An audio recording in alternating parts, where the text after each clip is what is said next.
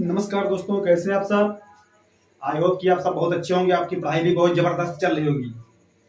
दोस्तों, सामने को लिखा दिखाई पड़ रहा होगा आपको, दिखाई पड़ रहा है ना। दरअसल हम जो है 50 से 60 क्वेश्चन लाए ऑब्जेक्टिव टाइप के, ठीक है। आपके विज्ञान सुबह का आपका पेपर है कल 4 अप्रैल 2022 का सुबह आपका पेपर है और इस समय रात के बज रहे हैं 12। आपको जो है सिर्फ इतने क्वेश्चन देख के जाना है। 15 क्वेश्चन फंस जाएंगे टोटल, आपके 15 मुफ्त के नंबर है यार। हाँ चलो, आगे बढ़ने से पहले हम आपको बता देते हैं, मेरा नाम है संजय यादव और आप देख रहे हैं स्काई 100 सिंगार, ठीक है। साइंस यूपी बोर्ड विज्ञान यूपी बोर्ड एनसीईआरटी, ठीक है। सुबह 4 अप्रैल 2022 को आपका पेपर है। उसी को मद्देनजर रखते हुए मैंने 50 से 60 क्वेश्चन छांट के रखे हैं ऑब्जेक्टिव टाइप के क्वेश्चन, जिसमें से आपके 15 क्वेश्चन आते हैं पूरे पूरे से फंस जाएंगे। 70 में 70 नंबर आपके पक्के हैं। जब आपके ऑब्जेक्टिव क्वेश्चन सही होते हैं तभी आपके आगे वाले नंबर भी सही हो पाते हैं, समझ लीजिए। क्योंकि ये बिना मेहनत के नंबर होते हैं भाई, ये बिना मेहनत के। एक बार पढ़ा तुरंत टिक मारा तत्काल में, तुरंत एक शब्द होता मात्र यार, एक शब्द उतार लिया, तुरंत देखा खट शब्द उतार लिया। ऐसा करते हैं आपको, ठीक है। इसका बहुत जल्दी जल्दी पढ़ाएंगे, ज्यादा रिविजन भी नहीं करेंगे, बहुत स्पीड में पढ़ाने जा रहे हैं आपको, ठीक है। मात्र बहुत ज्यादा आधा घंटा का वीडियो बनेगा, आधे घंटे का, और इसको आप डबल स्पीड पर लगा लेना। डबल स्पीड पर लगाने के बाद में उसके बाद इसको तुरंत चला कर 2 बार देख लेना सुबह सुबह, मात्र जाने से पहले, मात्र सुबह सुबह, ठीक है। आधा घंटा देख लीजिए, उसके बाद जाइए, बस कुछ नहीं। ओम भूर्भुवः स्वः तत्सवितुर्वरेण्यं भर्गो देवस्य धीमहि धियो यो न प्रचोदयात्, ठीक है। आप पूरा जो है कराइए अपना कर्म, 70 में 70 पक्के कर्म कर दीजिए, बाकी फल की इच्छा ना करिए, ठीक है। फल की चिंता करिए ही मत, क्योंकि जब आपका पूरा फल ही बढ़िया, हमारे कर्म अच्छे होंगे तो फल आपके वैसे भी अच्छे होने वाले हैं भैया मेरे। मान लीजिए, बिल्कुल सही बात बता रहे हैं आप, ठीक है। कर्मण्येवाधिकारस्ते मा फलेषु कदाचन, गीता में भगवान श्री कृष्ण ने भी कहा है। इसलिए आप इसको पढ़कर जाइए, सुबह सुबह अभी जाइए, सुबह सुबह पढ़कर जाइए। 8 बजे से पेपर है, 6 से 7 पढ़ लीजिए, 7 बजे से निकल लीजिए पेपर देने तत्काल, आपका हो जाएगा पेपर हलवा। देखिए, आइए देख लेते क्या है। पहला क्वेश्चन कह रहा है, गंगा सफाई कार्य योजना कब शुरू हुई थी। तो यहाँ पर दिए 1980, 1985, 1990, 1975। हाँ, मैं आपको बता दे रहा हूँ कि गंगा स्वच्छता योजना जो है, गंगा सफाई योजना जो है, गंगा सफाई कार्य योजना 1985 में शुरू हुई थी मेरे भाई। कब शुरू हुई थी? 1985 में शुरू हुई थी। अगला है, जल संग्रह की कुल तकनीक का प्रचलन कहाँ पर है। जल संग्रह की कुल तकनीक हम बता दे रहे हैं। यहाँ पर यूपी एमपी सबको दिया, लेकिन यहाँ पर जो आपका आंसर सही हो कौन सा है? हिमाचल प्रदेश। क्या है? हिमाचल प्रदेश में, ठीक है। जल संग्रह की कुल तकनीक का प्रचलन कहाँ है? हिमाचल प्रदेश में मेरे भाई। अगला क्या है? जैव विविधता के तप्त स्थल कौन सा है? ठीक है, तप्त स्थल सबसे ज्यादा कौन सा है? वो है नदियां। कौन सा है? नदियां है, ठीक है। अगला क्या है? ज्वालामुखी। जैव विविधता के तप्त स्थल कौन से हैं? ज्वालामुखी, सागर, वन और नदियां। इसमें कौन सही आंसर? नदियां सही है। अगला क्या है? देखिए, अमृता देवी बिश्नोई राष्ट्रीय पुरस्कार प्रदान किया जाता है कहां से, या कहां से? आराम से देख लीजिए, अमृता देवी बिश्नोई राष्ट्रीय पुरस्कार प्रदान किया जाता है।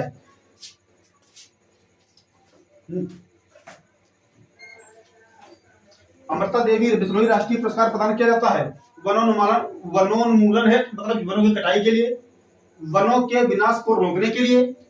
अगला है जीव संरक्षण है या जल संरक्षण है। तो भैया आपका आंसर कौन सा सही है? जीव संरक्षण है, ठीक है। अमृता देवी बिश्नोई राष्ट्रीय पुरस्कार आपको दिया जाता है जीवों के संरक्षण के लिए। किसके लिए? जीवों के संरक्षण के लिए दिया जाता है, ठीक है। इसका स्क्रीनशॉट मान लीजिए, आप हमको डिलीट कर देते हैं, मान लिया। तो हाँ दोस्तों, देखिए छठा क्वेश्चन कौन सा है। छठा क्वेश्चन आपका कह रहा है कि गंगा नदी में कोलीफॉर्म जीवाणुओं की उपस्थिति दर्शाती है। मतलब गंगा नदी में कोलीफॉर्म जीवाणुओं की उपस्थिति दर्शाती है। नंबर 1 पहला क्या है? जल में अधजली लाशों को प्रवाहित करना। ओके, दूसरा नंबर क्या है? इलेक्ट्रोप्लेटिंग उद्योगों से निकलने वाले बहिस्रोतों को प्रवाहित किया जाना। नंबर सी क्या है? कपड़े धोना। नंबर 4 क्या है? बी नंबर क्या है? भस्म को जल में प्रवाहित करना, ठीक है। तो मैं आपको बता देता हूं कि गंगा नदी में जो कोलीफॉर्म जीवाणुओं की उपस्थिति है, तो वो दर्शाती है कि गंगा नदी में अधजली लाशों को प्रवाहित किया जाता है, ठीक है। क्या प्रवाहित किया जाता है? अधजली लाशों को प्रवाहित किया जाता है।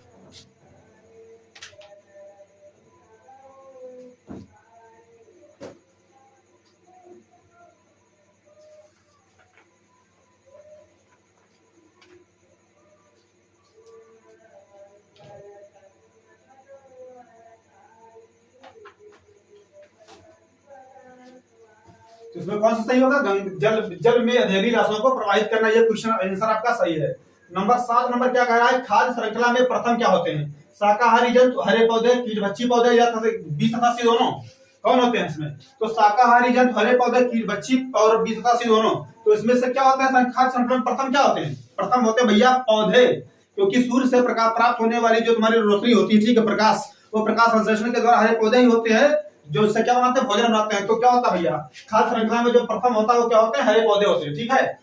8 नंबर क्वेश्चन क्या कर रहा है, नीचे दी गई आहार श्रृंखला को पूरा करना है। देखिए क्या है, घास, उसके बाद में 3 डैश लगे, मतलब यहाँ पर कोई, इसके बाद में यहाँ कुछ होगा, उसके बाद में यहाँ कुछ होगा, 3 और है। तो यहाँ पर क्या हो सकता है, देखिए नंबर पहला क्या है, घास के बाद में क्या आएगा? मेढक की टिड्डा।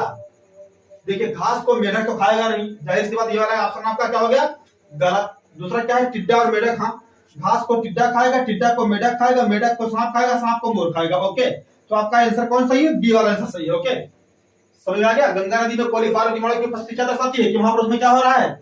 उसमें भैया लाशों को, जली लाशों को प्रवाहित किया जा रहा है। अगला क्या है, खाद्य श्रृंखला में प्रथम कौन होता है? हरे पौधे होते हैं, ठीक है। और इसमें नीचे दी गई आहार श्रृंखला में जो है पूरा कौन कर रहा है? तो भैया घास को खाएगा टिड्डा, टिड्डा को खाएगा मेढक, मेढक को खाएगा सांप, और सांप को खाएगा मोर। ओके, ये होगा तुम्हारा आंसर। इसका आप स्क्रीनशॉट ले लीजिए, इसको हम मिटा देते हैं।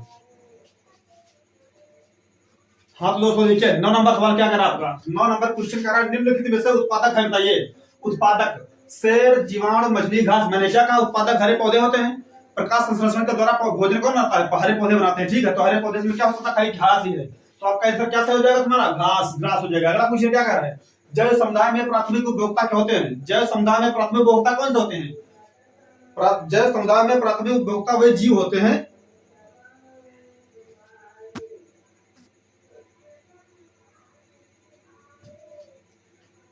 जैव समुदाय में प्राथमिक उपभोक्ता वही जीव होते हैं जो शाकाहारी होते हैं, ठीक है। कौन होते हैं? शाकाहारी। तो सर्वभक्षी, मांसाहारी, बचिया शाकाहारी। तो शाकाहारी कैसे है, क्या है? अरे टिड्डा है, गाय है, भैंस है, बकरी है, अरे खरगोश वगैरह है जो घास फूस खाते हैं, बस वही शाकाहारी। और वही शाकाहारी क्या होते हैं? प्राथमिक उपभोक्ता होते हैं। और जो इनको खाए शाकाहारी को द्वितीय उपभोक्ता, और जो द्वितीय उपभोक्ता को खाए तृतीय उपभोक्ता होते हैं, ठीक है। इसी प्रकार से क्या है, पवनों का देश किसे कहा जाता है? Very most important question. Sweden, Denmark, Bharat या अमेरिका? तो आपको बता देते हैं, पवनों का देश कहा जाता है भैया स्वीडन, सॉरी डेनमार्क को। किसको कहा जाता है? डेनमार्क को। इसमें कौन सा है? Sweden, sorry Denmark. कौन सही? इसमें डेनमार्क सही है। निम्नलिखित में से कौन आज नवीकरणीय ऊर्जा का स्रोत है? आज नवीकरणीय ऊर्जा का स्रोत उसको बोला जाता है भैया जो एक बार कहीं ना कभी आने वाले भविष्य में समाप्त हो जाए, दोबारा फिर वो जन्मे नहीं, ठीक है, दोबारा प्राप्त ना हो पाए, वो होता आज नवीकरणीय ऊर्जा। और नवीकरणीय ऊर्जा उसको बोलते हैं कि जिसकी आपूर्ति लगातार जारी है और आने वाले समय में भी जारी रहेगी। मतलब यह है कि आज हम उसको खत्म कर देंगे, कल उसको दोबारा फिर पैदा कर सकते हैं, ठीक है। यानी वो दोबारा फिर हमको मिल जाएगी, दोबारा उसकी प्राप्ति हो जाएगी, आपूर्ति लगातार होती रहेगी, उसकी आपूर्ति लगातार होगी, आपूर्ति बाधित नहीं होगी। इसको क्या कहते हैं? वो होती नवीकरणीय ऊर्जा। और जो आने वाले समय भविष्य में क्या हो जाए, बर्बाद हो जाए, मतलब नष्ट हो जाए, खत्म हो जाए, दोबारा मिले ही ना, वो होता है अनवीकरणीय ऊर्जा। तो निम्न में से कौन नवीकरणीय ऊर्जा का स्रोत है? तो लकड़ी भी दोबारा मिल सकती है, ठीक है। सूर्य तो कभी खत्म नहीं होगा भाई, नव की संलयन पर आधारित है इसकी प्रक्रिया, तो कभी खत्म होने वाली है ही नहीं। पवन, हवाएं हमेशा चलती रहेंगी। हाँ, जीवाश्म ईंधन जो है, ये क्या है? जीवाश्म ईंधन, ये आने वाले समय में खत्म हो जाएंगे। तो इसमें कौन सा आंसर होगा? यही सही होगा। स्वच्छ ईंधन का उदाहरण है सीएनजी, पेट्रोलियम, डीजल की जीवाश्म ईंधन। तो भैया स्वच्छ ईंधन उसको बोला जाता है जिसमें कार्बन नाम मात्र का निकले, कार्बन निकले ही ना, मतलब जिसमें प्रदूषण ना हो। तो सीएनजी देखिए, कंप्रेस्ड नेचुरल गैस। तुम्हारा क्या आंसर सही हो जाएगा? ये वाला। भाई पेट्रोलियम जलेगा, मोटरसाइकिल में होता है पेट्रोलियम, पेट्रोल जलता है, उसमें भी प्रदूषण होता है। डीजल तो पेट्रोल देता ही है। बाकी जीवाश्म ईंधन, ये डीजल पेट्रोलियम मिला के जो कुछ भी है, ये सब क्या है? प्रदूषण वाले हैं। हाँ दोस्तों 14 नंबर क्वेश्चन देखिए जल्दी से, क्या है देखिए क्या कह रहा है। एलपीजी का मुख्य स्रोत क्या है? तो मेथेन, ब्यूटेन, एथेन, प्रोपेन और प्रोपेन उपयुक्त सभी है। तो देखिए हम बताते हैं आपको, मेथेन और एथेन तो होता ही नहीं है, ठीक है। दरअसल पेट्रोलियम जो होता है, एलपीजी वगैरह, इसका जो मुख्य स्रोत होता है प्रोपेन और ब्यूटेन होता है। खास करके क्या होता है? ब्यूटेन होता है यहाँ पर, ठीक है। तो आपका आंसर हो जाएगा ब्यूटेन। अगला है बैक्सुलमा सौर कुकर का ताप परिसर क्या होता है? तो हम बताएं, खाना पकाने के लिए जो पानी का जो है क्वथनांक होता है कितना होता है? 100 डिग्री सेंटीग्रेड। तो भैया जाहिर सी बात, सौर कुकर की बात कर रहा है, कुकर खाना बनाने वाला, तो 100 से तो नीचे नहीं हो सकता, तो 100 से ऊपर होगा। तो क्या होगा? 100 से 140 सही आंसर सही होगा। 35 से 50 हो नहीं सकता, 1000 से 1200 हो नहीं सकता, 3000 से 40,000 हो नहीं सकता। वहां पर बचा क्या है? सौर, ये बचा तुम्हारा ही। तो 35 से 50 होगा नहीं, 100 से 140 हो नहीं सकता, सॉरी 100 से 140 ही होगा यहाँ पर। 1000 से 1200 तो कोई कीमत पर नहीं, फिर 3000 से 4000 भूल जाइए उसको। तो आंसर क्या तुम्हारा 100 से 140 डिग्री। अगला क्या, सूर्य ऊर्जा का नवीकरणीय स्रोत। भैया ऊर्जा का नवीकरणीय स्रोत क्या है, विद्युत जनित यानी कि जनरेटर। बिल्कुल भी नहीं, ये तो भैया पेट्रोलियम का जीवाश्म ईंधन डालोगे तब नहीं चलेगा, इतना कहाँ होता है ये, तो ये तो होगा नहीं। सौर ऊर्जा ही है जो कभी खत्म नहीं होने वाली, सूर्य से प्राप्त होने वाली ऊर्जा सौर ऊर्जा, ठीक है, कभी खत्म तो होने वाली है नहीं। तो नवीकरणीय ऊर्जा का स्रोत क्या है, सौर ऊर्जा, आगे जाने की जरूरत है ही नहीं।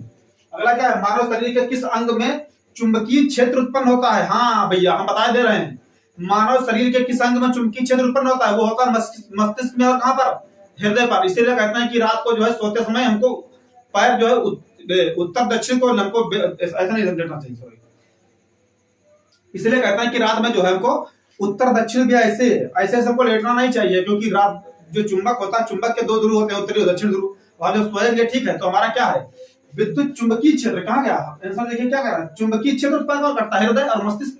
तो भैया गुरुत्वाकर्षण बल जो विश्व धरती का है, ठीक है, विद्युत चुंबकीय क्षेत्र और हमारे यहाँ का चुंबकीय क्षेत्र दोनों टच हो जाएंगे तो दिल की धड़कन जो होगी नॉर्मल नहीं रह पाएगी, कहीं ज्यादा हो सकती, कम भी हो सकती है, ठीक है। इसलिए रात को सोते समय हमको खास करके उत्तर दक्षिण में बिल्कुल सोना ही नहीं चाहिए। तो आंसर क्या होगा तुम्हारा, मस्तिष्क और हृदय दोनों, यानी ए और बी दोनों है, मस्तिष्क और हृदय दोनों है वो। अगला क्वेश्चन क्या कर रहा है, 18 नंबर, चुंबकीय क्षेत्र में गतिमान आवेशित कण पर लगने वाला चुंबकीय बल की दिशा ज्ञात करने का नियम क्या है। तो भैया चुंबकीय बल की दिशा को ज्ञात करने वाला नियम कौन सा है, फ्लेमिंग के बाएं हाथ का नियम, जहां पर आंसर है टिक दीजिए आप यहाँ पर। तो कौन सा है, ओम का नियम बिल्कुल भी नहीं, दाएं हाथ का नियम बिल्कुल भी नहीं, फ्लेमिंग के बाएं हाथ का नियम, यही तुम्हारा सही है। दक्षिणावर्त पेंच का नियम तो भी हो ही नहीं सकता यहाँ पर। ऐसा करिए एक बार, इसको जो है, हाँ इसका ले लीजिए स्क्रीनशॉट और हम मिटा देते इसको। ओके हो गया, रिवीजन करवा दें एक बार। हाँ एलपीजी का मुख्य स्रोत क्या होता है, ब्यूटेन। बाष्पीकरण कुकर प्रेशर का ताप प्रेशर कितना होता है, 100 से 140 डिग्री सेंटीग्रेड। ऊर्जा का नवीकरणीय स्रोत सौर ऊर्जा होता है। मानव शरीर के किस अंग में चुंबकीय क्षेत्र उत्पन्न होता है, वो है हार्ट तुम्हारा और ये ब्रेन तुम्हारा है, ठीक है। और अगला क्या है, चुंबकीय क्षेत्र में गतिमान आवेशित कणों पर लगने वाला चुंबकीय बल की दिशा ज्ञात करने का नियम कौन सा होता है, फ्लेमिंग के बाएं हाथ का नियम। हाँ तो दोस्तों देखिए 19 नंबर सवाल आपका क्या कह रहा है, 19 नंबर क्वेश्चन आपका कह रहा है, एक गतिमान आवेशित कण उत्पन्न करता है, क्या उत्पन्न करता है, देखिए आप कह रहा है केवल चुंबकीय क्षेत्र, नंबर बी है केवल विद्युत क्षेत्र, नंबर सी है चुंबकीय क्षेत्र, चुंबकीय और विद्युत क्षेत्र दोनों, और नंबर डी है इनमें से कोई नहीं। तो आपको बता देते हैं इसमें कौन सा होगा, चुंबकीय व विद्युत क्षेत्र दोनों, ठीक है। एक गतिमान आवेशित कण जो होता है वो क्या करता है, चुंबकीय और विद्युत क्षेत्र दोनों उत्पन्न करता है, ठीक है। अगला क्या है, चुंबकीय क्षेत्र की तीव्रता का मात्रक है, क्या है, टेस्ला ओम एम्पियर वोल्ट। तो यह चुंबकीय क्षेत्र की तीव्रता का मात्रक टेस्ला भी होता है, वेबर प्रति मीटर स्क्वायर भी होता है, गॉस भी होता है। तो इसमें क्या दिया है, टेस्ला, आंसर सही आपका हो जाएगा, बाकी नहीं है कोई उसमें है। अगला कौन है, कौन सा चुंबकीय क्षेत्र का मात्रक नहीं है, तो देखिए क्या है, वेबर प्रति metre square, tesla, gauss, newton ampere metre square. हमने क्या कहा, चुंबकीय क्षेत्र की तीव्रता का मात्रक टेस्ला भी होता है, वेबर प्रति मीटर स्क्वायर भी होता है, ठीक है, गॉस भी होता है, बस ये न्यूटन प्रति एम्पियर मीटर स्क्वायर जो दिया है, न्यूटन प्रति एम्पियर स्क्वायर ये नहीं होगा, बस यही आंसर तुम्हारा। अगला का सिलिकॉन क्या होता है भैया, सिलिकॉन क्या होता है तुम्हारा, अर्धचालक होता है, क्या है, अर्धचालक होता है, ना तो सुचालक है ना कुचालक है, और इसमें क्या है, अर्धचालक आंसर तुम्हारा है। अगला क्या है, प्रतिरोधक का मात्रा, प्रतिरोध का मात्रा क्या होता है, प्रतिरोध की मात्रा को ओम कहते हैं, प्रतिरोध की मात्रा को क्या था, ओम कहते हैं, ओम का नियम यही तो कहता है। इसका ले लीजिए स्क्रीनशॉट डालते हैं। हाँ तो दोस्तों देखिए 24 नंबर क्वेश्चन क्या कर रहा है, 24 नंबर क्वेश्चन कह रहा है कि ओम के नियम का सूत्र बताना तुमको, ठीक है। तो क्या कहता है, आई बराबर वी आर, ये होता ही नहीं है, आर बराबर वी आई, ये भी नहीं होता है, वी बराबर आई आर, ये हो सकता था लेकिन अगर कब, ये हो सकता था कब, जब ये आई कैपिटल होती है यहाँ पर, तो वी बराबर आई आर, ये सही है। क्यों, ओम का नियम क्या कहता है, कहता है कि यदि किसी चालक की भौतिक अवस्थाओं को स्थिर रखा जाए तो चालक के सिरों के मध्य जो विभवांतर होता है वो क्या होता है, चालक में बहने वाली धारा के अनुक्रमानुपाती होता है, और जब अनुक्रमानुपाती का निशान हटाते हैं तो वहां पर एक स्थिरांक लाते हैं, स्थिरांक का मान क्या होता है, आर उसको कहते हैं, तो इसीलिए वी बराबर आई आर हो जाता है वो। तो क्या होगा हमारा डी वाला नंबर। अगला क्या, 1 किलोवाट घंटा में जूल की संख्या होती कितनी होगी भैया, 3.6 × 10⁴। ओके 3.6 × 10⁴। अगला क्या है, विद्युत धारा का एसआई मात्रा क्या होता है, एम्पियर होता है, सभी को पता है। एक अश्व शक्ति बराबर होती है किसके, 746 वाट के। एक हार्स पावर कितना बराबर होता है, 746 वाट के। चंद्रमा से देखने पर आकाश का रंग कैसा दिखाई पड़ता है, काला। क्यों, क्योंकि आकाश में जो है बहुत ऊंचाई पर, क्योंकि आकाश में बहुत ज्यादा ऊंचाई पर हवाएं नहीं होती है, जब हवाएं नहीं होती तो धूल के कण नहीं होते वहां पर, इसलिए प्रकाश का प्रकीर्णन नहीं हो पाता है, वहां से प्रकाश सीधा वायुमंडल में पृथ्वी की तरफ चला आता है, वहां पर जो है आकाश कैसा हो जाता है, फिर काला। चंद्रमा से चंद्रमा से देखने पर इसलिए आकाश का रंग क्या होता है, काला। चंद्रमा से दिखाई देने पर जो है, चंद्रमा से देखने पर आकाश का रंग काला दिखाई पड़ता है। इसका स्क्रीनशॉट ले लीजिए, डाल देते हैं इसको। हाँ तो दोस्तों, अगला क्वेश्चन कौन सा नंबर है, आकाश का रंग नीला क्यों दिखाई देता है। ठीक है, आकाश का रंग नीला क्यों दिखाई देता है, तो नंबर पहला क्या है, प्रकाश के परावर्तन के कारण। बिल्कुल भी नहीं, प्रकाश के अपवर्तन के कारण इसके कारण तो बिल्कुल भी नहीं होता है। ठीक है, अपवर्तन के कारण तारे टिमटिमाते हुए दिखाई पड़ते हैं। ठीक है, प्रकाश के प्रकीर्णन के कारण बिल्कुल सही। जब सूर्य निकलता है, ठीक, तो चूंकि नीले रंग का प्रकीर्णन सबसे ज्यादा होता है, तो सबसे पहले पूरा आकाश में नीला रंग बिखर जाता है। ठीक है, इसलिए आकाश हमको कैसे दिखाई पड़ता है, नीला दिखाई पड़ता है। ओके, तीसरा नंबर क्या है, श्वेत प्रकाश जब प्रिज्म से गुजरता है तो सर्वाधिक जो होता है विचलन किसमें होता है भैया, जिसका प्रकीर्णन ज्यादा होगा उसका विचलन भी सबसे ज्यादा होगा। तो श्वेत प्रकाश जब प्रिज्म से होकर गुजरता है तो सबसे ज्यादा जो कोई विचलन होता है वो किसका होता है, बैंगनी रंग का होता है। किसका होता है, बैंगनी रंग का। और इसमें क्या होता है, प्रकाश के प्रकीर्णन के कारण होता है। 31 नंबर क्वेश्चन कर रहा है, स्वस्थ आंख के लिए दूर बिंदु स्थित होता है। भैया अगर आपकी आंखें बिल्कुल बिल्कुल टनटनुआ है, समझ लेना, अगर आपकी आंखें बिल्कुल अच्छी टाइप की हैं, तो भैया अगर आप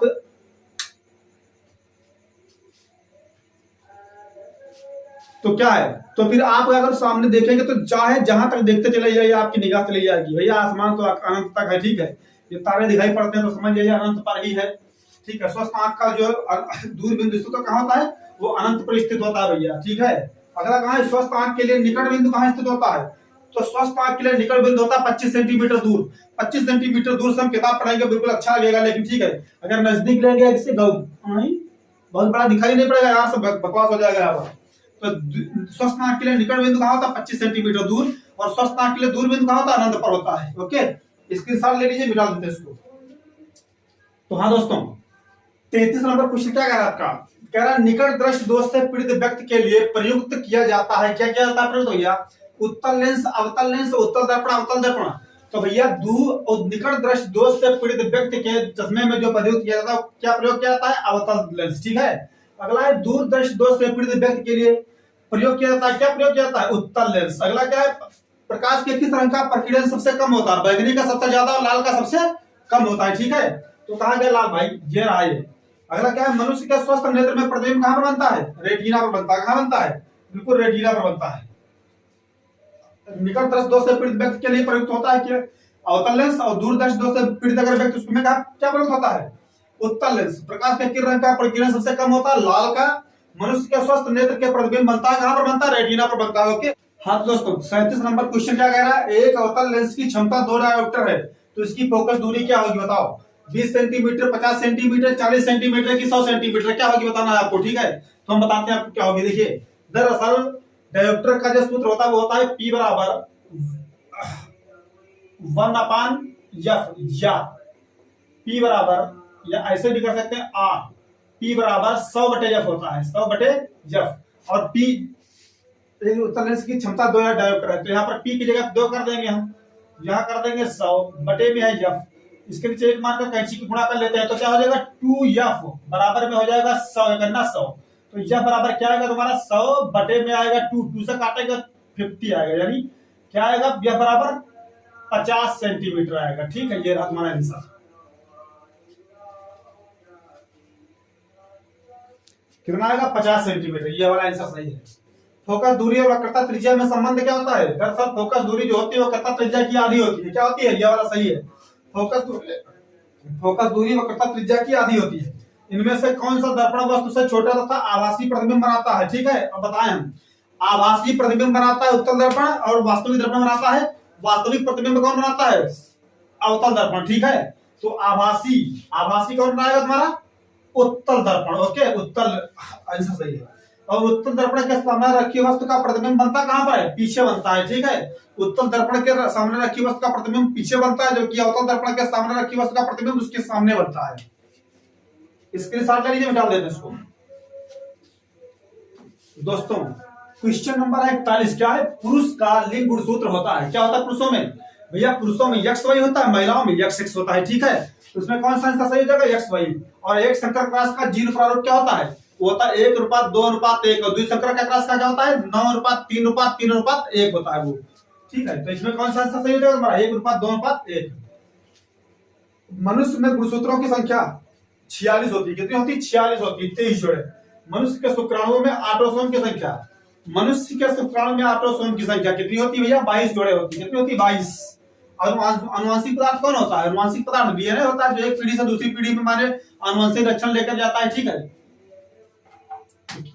क्या होगा हमारा पुरुषों का लिंग गुणसूत्र XY, एक संकर क्रॉस का जीन प्रारूप 1:2:1 और मनुष्य में गुणसूत्रों की संख्या 46 और मनुष्य का शुक्राणु में ऑटोसोम की संख्या 22 जोड़े होती है। ठीक है, अनुवांशिक पदार्थ होता है डीएनए होता है। इसके साथ ले लीजिए क्या है, मेंडल ने कौन से पौधे पर अपने प्रयोग किए थे, मटर चना आलू आम। तो कहाँ किए थे मटर पर किए थे। कहाँ किए थे भैया मटर पर किए थे, मटर पर। ठीक है, ये किए थे मटर पर।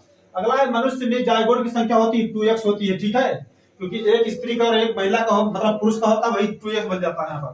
द्विसंकर 10 का रूप क्या होता है 1:2:1 और मादा लिंग हार्मोन क्या कहलाता है। ठीक है, द्विसंकर क्रॉस द्विसंकर 10 का रूप क्या होता है, ये होता है भैया 9:3:1 होता है। मुझसे गलती कर गया था या रात के 2 बजे रहे नींद लगा है। ठीक है, लेकिन हमको क्या है, हमको तुम्हारे नंबर लगाने हैं। ठीक है, हमको तुम्हारे मार्क्स चाहिए 70 में 70। ठीक है, रात के 2 बज रहा है इस समय और मैं पढ़ा रहा हूं तुम लोगों को, समझ लीजिए क्या चाहते हैं हम, तुम्हारा भविष्य तुम्हारा फ्यूचर। ओके, देखिए यहाँ पर मादा लिंग हार्मोन कहलाता है एंड्रोजन एस्ट्रोजन इंसुलिन में से कोई नहीं, तो क्या होता है वो एस्ट्रोजन होता है। और नर लिंग हार्मोन क्या कहलाता है वो कहलाता है टेस्टोस्टेरोन। ओके, टेस्टोस्टेरोन एक बार और देख लीजिए। मेंडल ने कौन से पौधे पर आपने प्रयोग किए मटर पर। मनुष्य में जायगोट की संख्या 2x होती है। द्विसंकर का 10 रूप क्या होता है 9:3:3:1 होता है। ठीक, मादा लिंग हार्मोन एस्ट्रोजन, नर लिंग हार्मोन टेस्टोस्टेरोन। मोबाइल की बैटरी भी, मैं मोबाइल से शूट कर रहा हूँ वीडियो। ठीक है, मेरे मोबाइल की बैटरी भी डाउन होने वाली है। 50 क्वेश्चन मैंने आपको दिए हैं। ओके, मैंने 50 क्वेश्चन आपके तैयार कर दिए हैं। ठीक है, अभी अगर हो सकता है तो सुबह तक मैं एक वीडियो और डाल दूंगा। ठीक है, ये वीडियो डालूंगा, अभी डालूंगा और सुबह सबको 4 बजे उठ के इसको पढ़ लेना है आराम से, 2 चक्कर में। डबल स्पीड कर दीजिएगा, डबल स्पीड पर। ठीक है, पढ़ के ही जाना क्योंकि फंसेंगे जरूर। 15 में 15 पूरा मैंने टारगेट रखा है भाई। 15 क्वेश्चन 5-5 क्वेश्चन सब में क्या आएंगे, जो बहुविकल्पी वाले वो सब इसी से फंस जाएंगे। टोटल मैंने टारगेट रख दिया, इसीलिए रात के 2 बजे तुमको पढ़ा रहा हूँ। ठीक है दोस्तों, अगर मेरा ये वीडियो पसंद आया, आपको रात के 2 बजे मेहनत कर रहे हैं, अगर पसंद आए तो लाइक करना, सब्सक्राइब करना। ठीक है, अपने दोस्तों में शेयर भी कर देना। हो सकता है तुम्हें सुबह तक अगर जो टाइम मिल गया अभी तो एक वीडियो और मैं डाल दूंगा आपके लिए। ठीक है, लास्ट से मैंने शुरू किए हैं और 8 चैप्टर तक, शुरुआत के 7 चैप्टर अभी छूट चुके हैं और एक वीडियो में बनाऊंगा जरूर, वादा है तुमसे। धन्यवाद।